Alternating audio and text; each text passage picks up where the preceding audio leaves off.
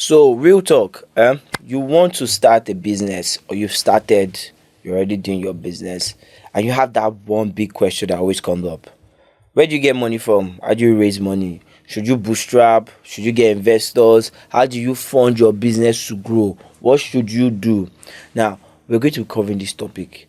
We're going to tell you exactly how to do it, when to do it, where to get money, who to, if possible, who to call to make it easy for you.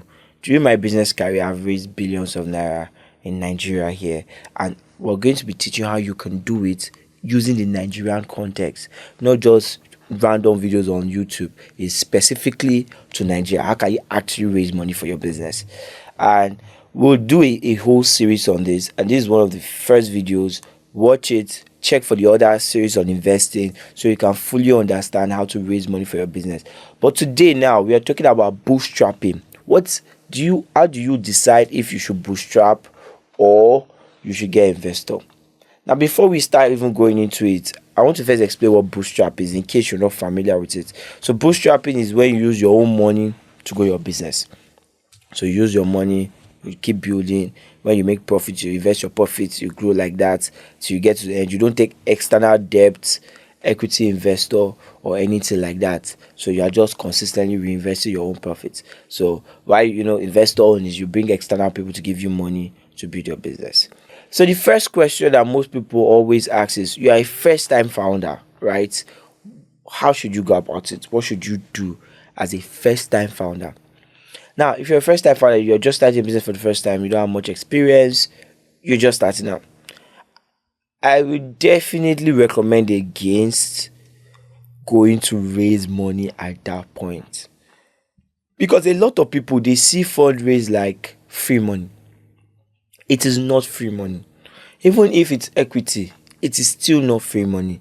The cost of that money has to be paid back. The person giving you money is giving you money to make profit, to make more money out of what he gives you. So the idea is this: you need to be sure that when you are doing these kind of things that you are able to pay back, because you're not just trying to raise money so you can just move on.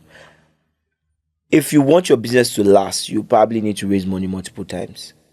So if you start and you are raising money that you're not going to pay back, you are already building a bad reputation for yourself, and it will not allow you to raise more money in the future.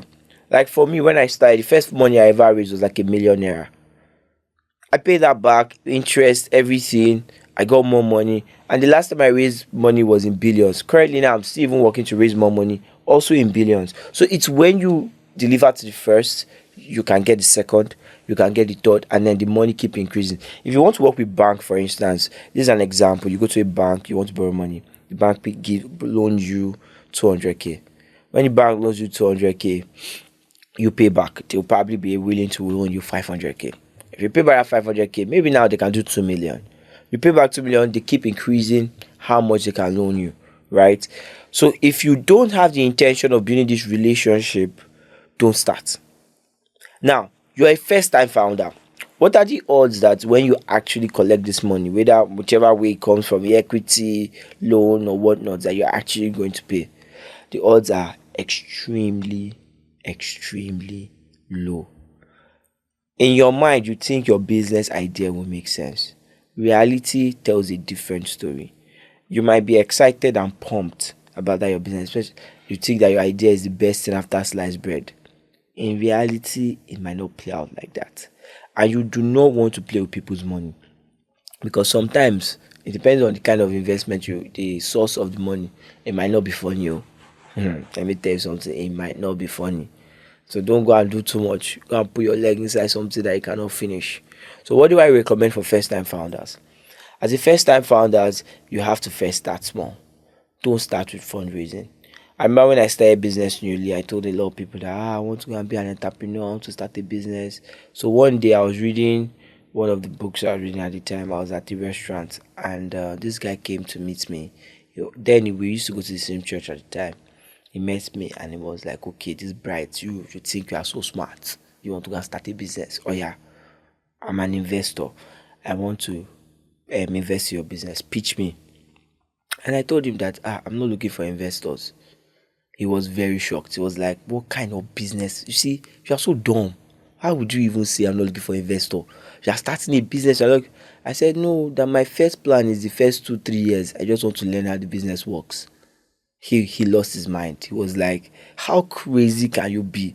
So he was like, guy, I actually have money and I want to invest in your business. And I was like, I'm not looking for investors. See, it takes a lot of patience, discipline, but that's how you do it. Because at the beginning you don't know anything. All my assumption about real estate completely vanished when I started, because reality is different from what you think in your head. So starting out, do not start in a way that will require you to raise money.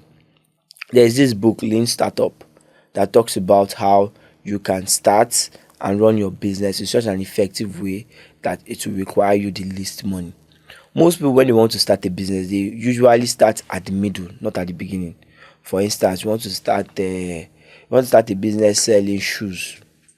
Most people will think, okay, I need to buy the machine to make the shoe, to produce the shoe, and then go and sell. Which is very funny, because you just showed up, you are buying a machine to do the shoe. The easiest way to start the shoe business that will not cost you to raise capital is actually go and meet a guy that already has the shoe and say, how much I sell any shoe? He say 3K. You will now take that shoe and say, okay, no problem. I will take the picture of the shoe. I will go and get buyer for you. I will make it 4,000. If I get buyer for 4,000, you collect your 3K, I take my 1K. Most people will say yes. To be honest, you don't even need to have that conversation with them. When you come with the 4K and you go and meet them and say, oh yeah, take 3K, most people will give you the shoe. And it's a very interesting thing, because we are living in a time where people send money to people they don't know over the internet every day. Today I just bought a smartwatch, right? It's a gift. Hopefully this video does not come out before I give the person the gift, right? I bought a smartwatch because it's a lot of money, hundreds of thousands of naira. I've never seen that guy in my life, and I transferred to him. That person could literally not have the smartwatch. When I send him that money, he takes the money I've sent to him, go to the guy that actually has a smartwatch, and pays that person, keeps the change. Business. But most people, when they want to start business selling smartwatch, what do? Oh, I need 20 million to buy like 20 smartwatch, so that I will now start my shop. So that for my shop, I'll put all the smartwatch there, so that I can now start. Oh my gosh, like, shut up. Nobody's going to buy from your shop. Nobody knows you. But if you start that way, slowly you build your brand. Slowly you build your business. Now, it gets to a point you've sold 100 smartwatch. You sold 5,000 smartwatch.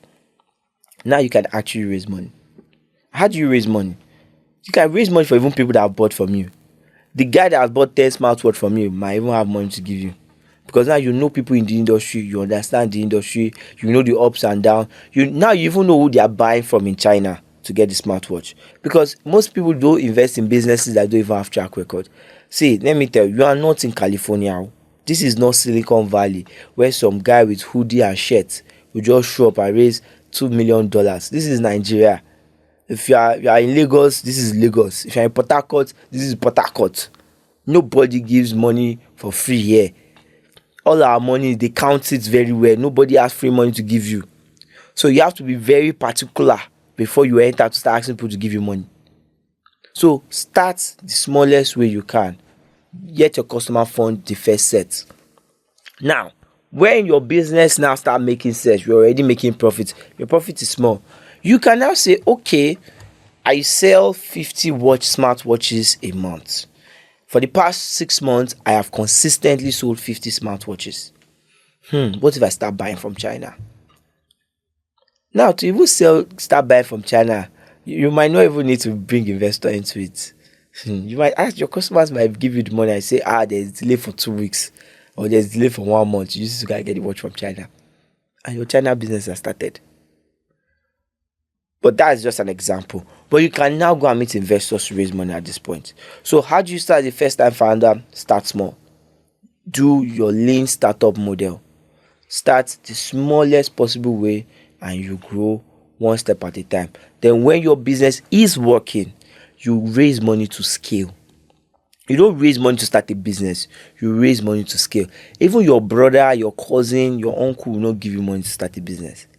People that love you will not. I've given a lot of people money to start their business. Most people I give money to start their business failed because the nature of it is that you will fail. Raising money is to scale your business. When you see somebody like me now, if I talk to people about fundraise, in fact, right now I'm in the mood of in fact, most time I'm just rejecting money. I'm rejecting money because people want to give people that have money more money. You that don't have money, they will not want to give you, but someone that already has money, everybody wants to give you money. If Dangote say calls me now and I can verify it's Dangote, and Dangote say I'll buy that far, I need 100 million, and I meet him, it's Dangote, I'll arrange 100 million for him. If you reach out to me and say you need 50k, I'll say I'm busy, my bank is not working. How do you believe that for 2 weeks? My app is not opening. But to be honest, I actually just tell you no, because me, I don't even have time to start telling you the stories. Right? So people want to give money to people that are already doing well. So you have to show track record. You have to start first, build that track record before you now say you want to start raising money. So that's how you start as a first-time founder. Over the time that I've actually raised money, a couple of things I've really learned that has changed the game for me in fundraise. One of them is fundraise is actually more about creativity and how you present your offer than just raising money. Over the years, there are so many ways I've eventually started raising money.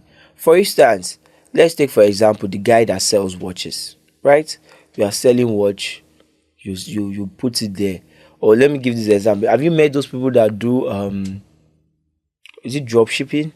What do they call it? Where you pre-order. Look at pre-order business. Normal person, I want to start a clothing line. I need investor, give me 10 million. I will take that 10 million, I'll use to go and buy from China and then I'll sell. Pre-order people, I want to go and buy from China, same thing. But instead of them to go and meet investors, what they do, they meet customers and say, okay, all you customers, I'll give you discount. So normally, shares that are supposed to sell for 50k, they will go and meet people and say, see, if you come to me right now and do pre-order, I'll give you for 35k. Most people will look at it and be like, oh, this is a good deal. This is literally the same thing you do with investors. They'll say this is a good deal. They give you the money. They give you the 35k. So now instead of you to make 50k profit, you are now sharing that profit with your customers. So fundraising is more creativity than pursuing people that will give you money. How creative can you present your offer? How creative can you present your offer? So don't look at fundraise as a straight road of, oh, I must look for certain people called investors to give me certain amount of money to own shares in my company or to pay back within a certain period of time. Be creative with your product. Another very important thing I learned with fundraise is partnership will solve your problems. One of the biggest fundraisers I've ever done, I didn't have to actually raise any fund. I partnered. I looked for another real estate company. We partnered on the project and boom, changed the game for my business. The value of that partnership, if I want to quantify it, is in billions and billions of naira. A lot of times you are there. Let's say, for example, I remember I've seen this picture where you see somebody selling agoing beans, and then you see the lady beside another lady walking beside the agoing beans selling bread. That's partnership. That way, the person that sell agoing beans, because the agoing beans is close by, you will sell your bread.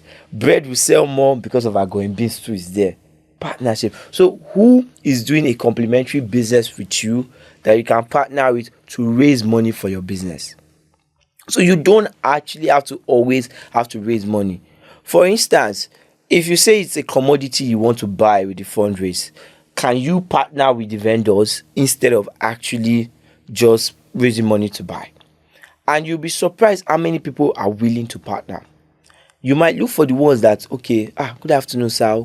I noticed that you guys have 3 containers of shoes for the past 3 months you've not sold. Sir, how about I write my logo on this container, present it as me. I have 2,000 customers that are looking to buy these shoes. And then you partner with them. Before you know, the value you would have gotten from investor money, you have gotten it through partnership. So you don't necessarily just have to think about investor and fundraising in a straight line thought. Be creative with it. So look for ways you can partner. partner with brand, partner with people, partner with others, partner with. So partnership is up, sideways, and down. So partner with people above you. It will help you raise the money you need. Right now, our business, we don't have struggle for money. Why? The partnership we build over years are just a lot. That one goes down, the other one is still there. Another one goes down, the other one is still there. So use partnership to build your business without heavily relying on fundraise. Now, if you've loved this video, you've really gained a lot from this. Like, subscribe, follow. There's going to be more, way more coming your way. We're going to be talking deep dive, really deep things about investing for you to be able to actually raise funds, because the goal of this channel is not just to talk, inspire, motivate. We want to build you and teach you. Our entire video on fundraising, you come and comment and say, hey, what's up, I just raised 500 million because of what I watched from this video. I just raised 1 billion because of what I watched from this video. And that's our goal. We are going to cover all of that. Stay tuned. See you on the next time, and bye to KK.